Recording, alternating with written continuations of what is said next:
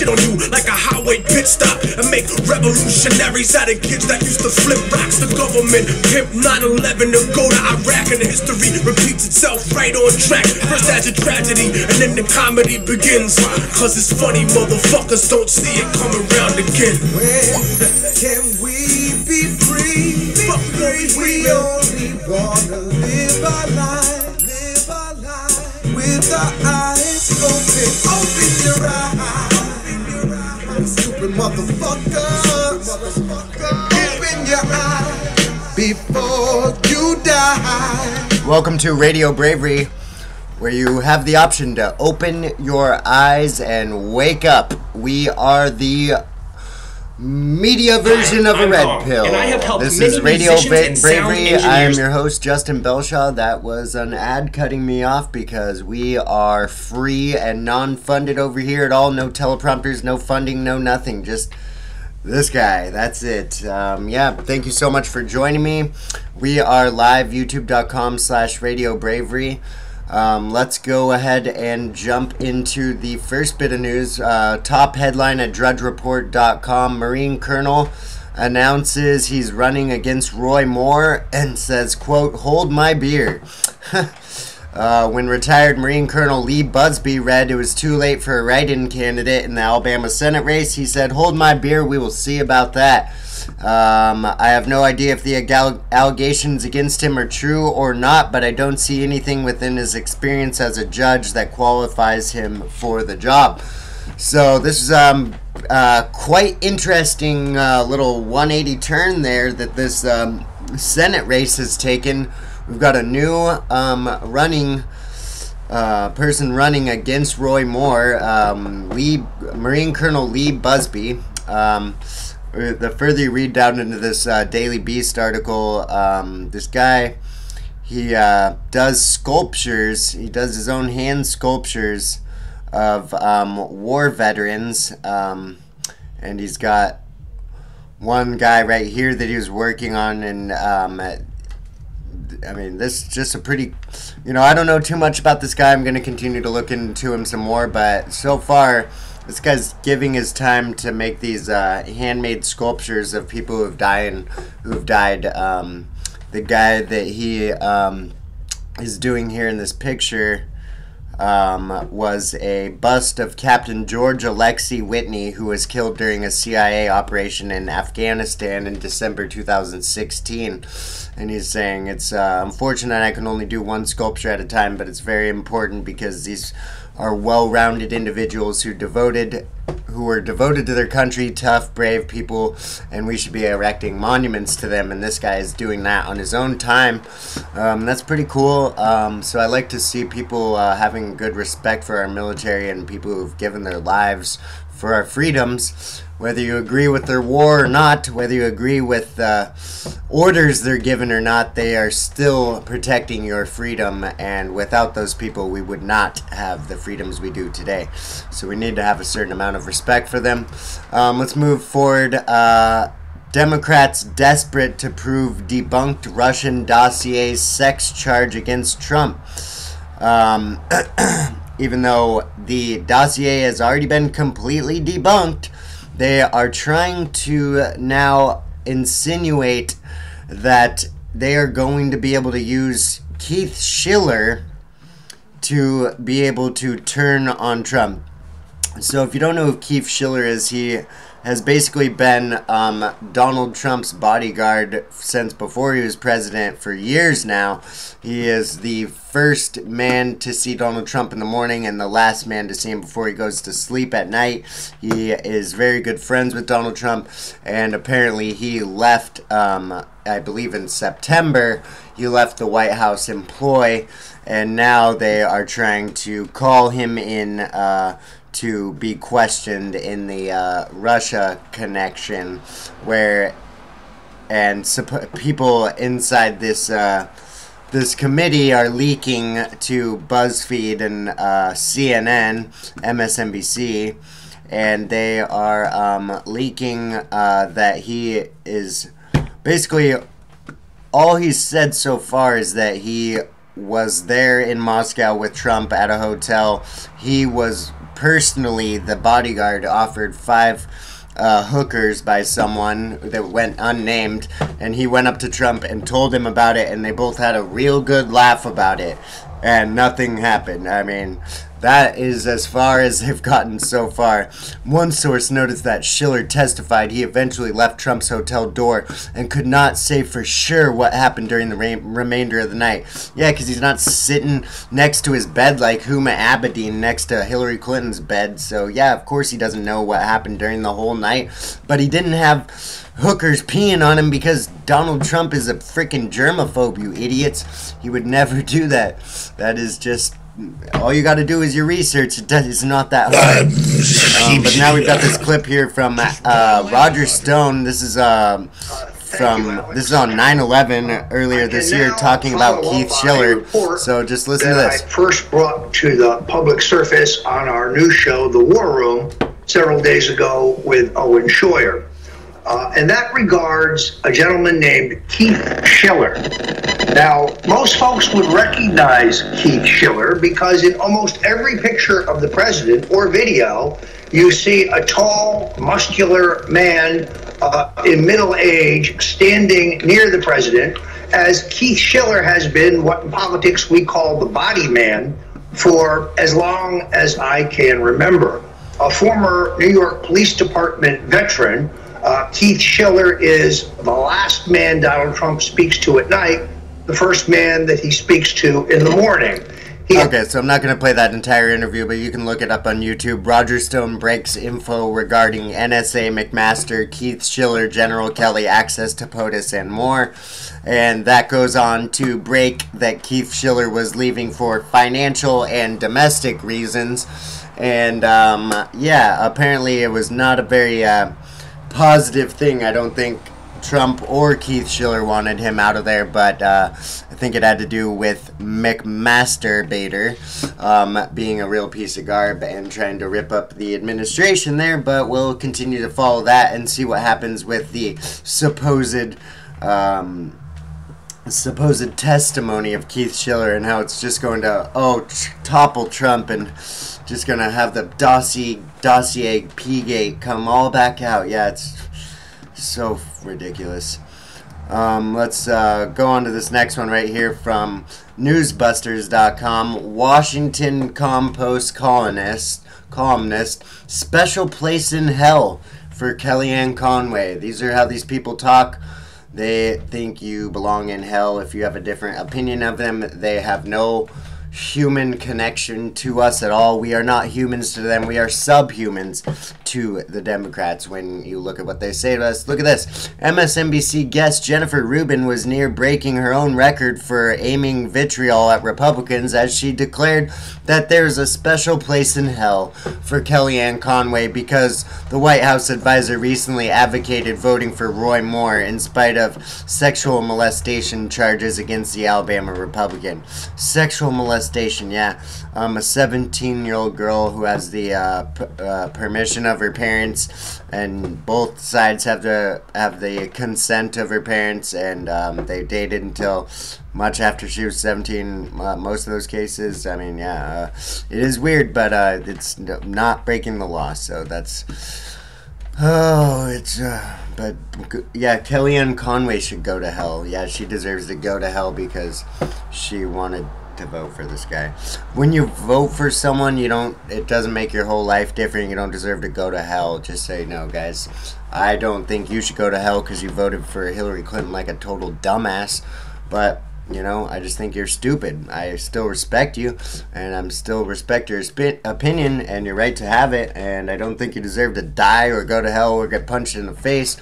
But I think you deserve a good wake-up call because Hillary Clinton is a damn criminal. SFPB official sues Trump administration over agency leadership. Leadership contest is the latest battle to control the agency's direction. An Obama-era official, shocker, at the Consumer Financial Protection Bureau sued the Trump administration on Sunday night to block Budget Director Mike Mulvaney from taking control of the agency. So this is just all about trying to get Obama's people out of place, drain the fucking swamp, and get good people in place, and they are suing to stop that from happening every day. Let's go to this article at The Hill, which is just lately more and more really great articles. Clock ticking down on NSA surveillance powers. This is from thehill.com. Congress will return from its week-long Thanksgiving break facing a rapidly shrinking timeline to reform and renew an authority the intelligence community says is critical to identifying and disrupting terrorist plots. How many have we disrupted? How many have we stopped? Well, we've had like 5 this year, so they haven't done a very good job at it at all so far. The key piece of Foreign Intelligence Surveillance Act, known as Section 702 and passed in 2008, is set to expire at the end of the year. It allows the National Security Agency to collect the texts and emails of foreigners abroad without an individualized warrant, even when the subjects communicate with Americans in the U.S., which is a constitutional, I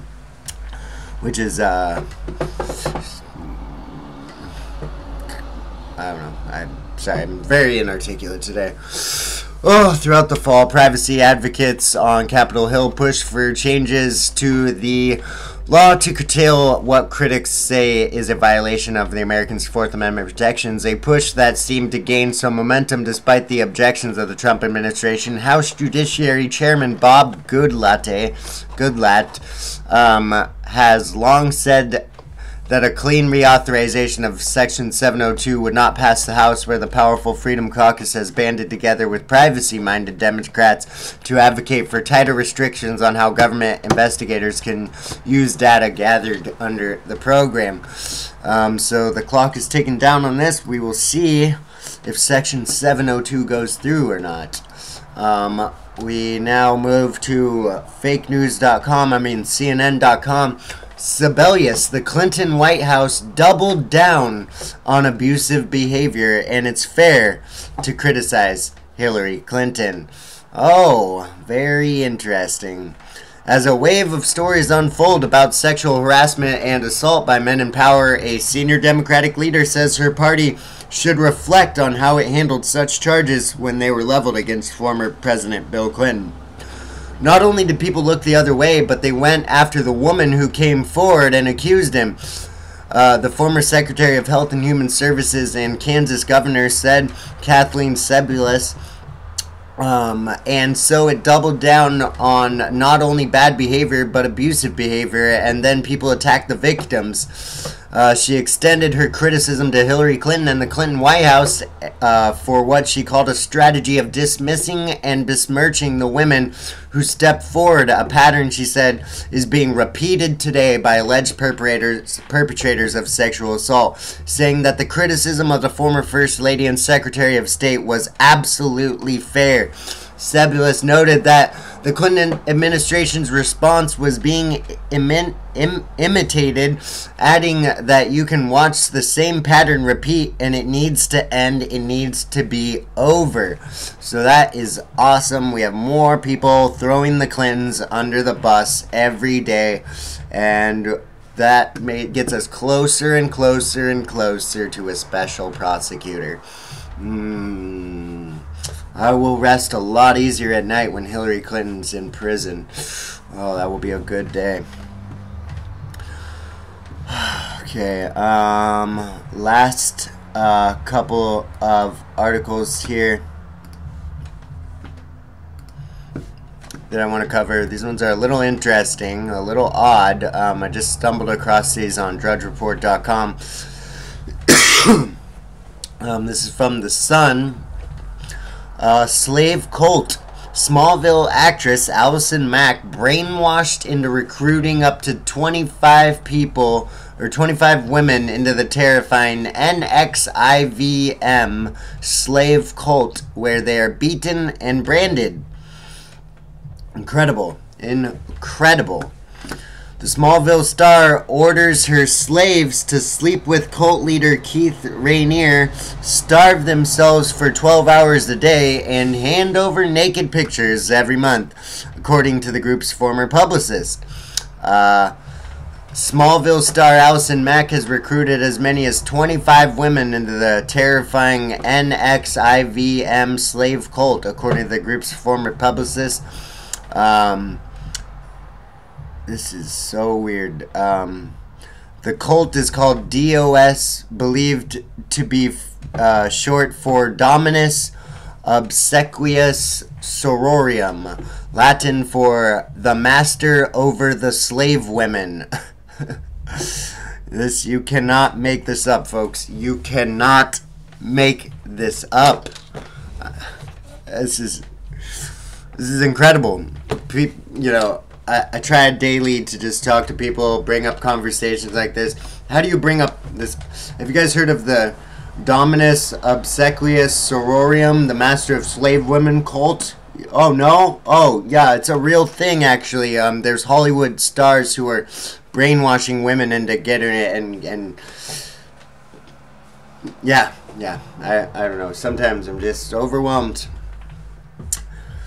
Latin for master over the slave women. And it is the dark side of so-called self-help.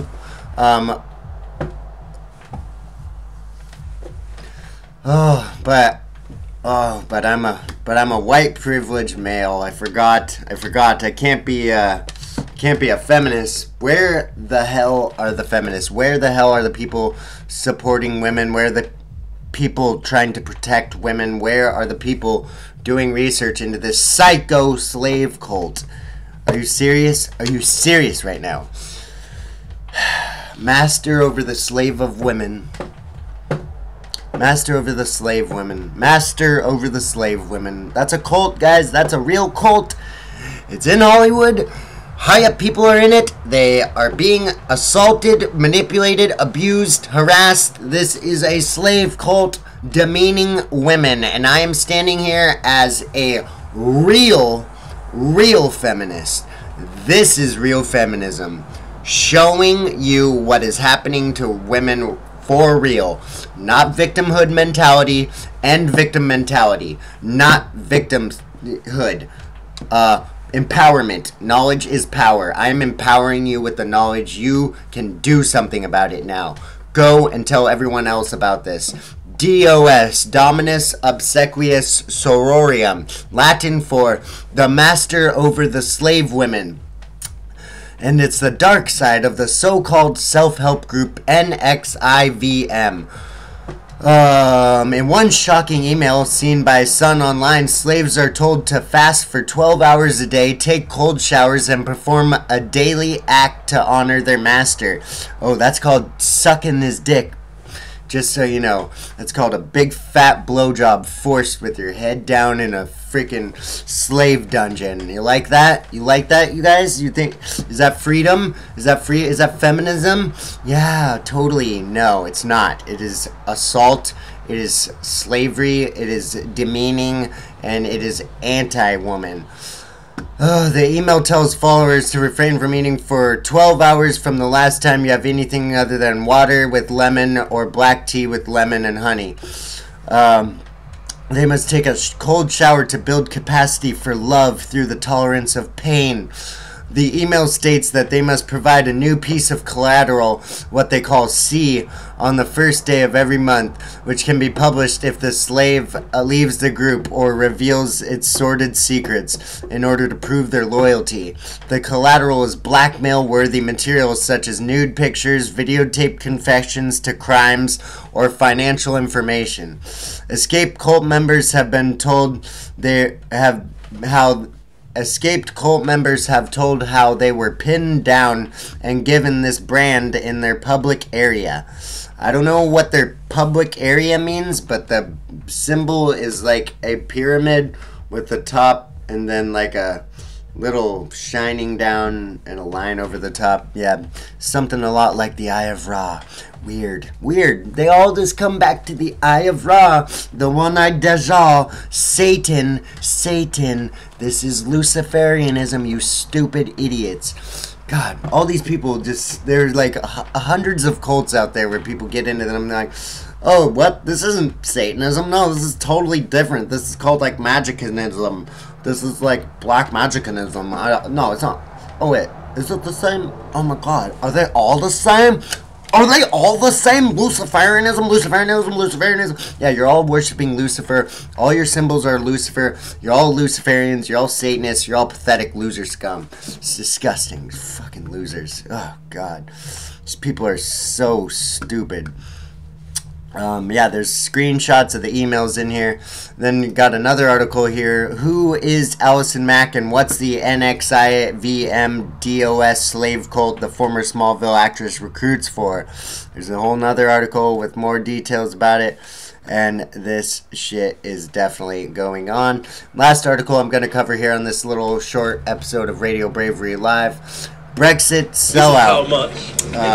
May to keep final deal secret from UK public to avoid political row.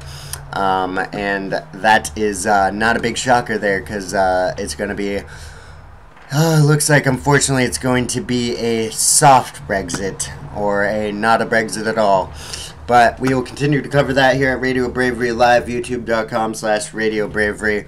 I'm your host, Justin Belshaw. Thanks for joining me during this very boring and not very articulate show. But I'll be back soon, and hopefully it'll be a little better. Thank you so much.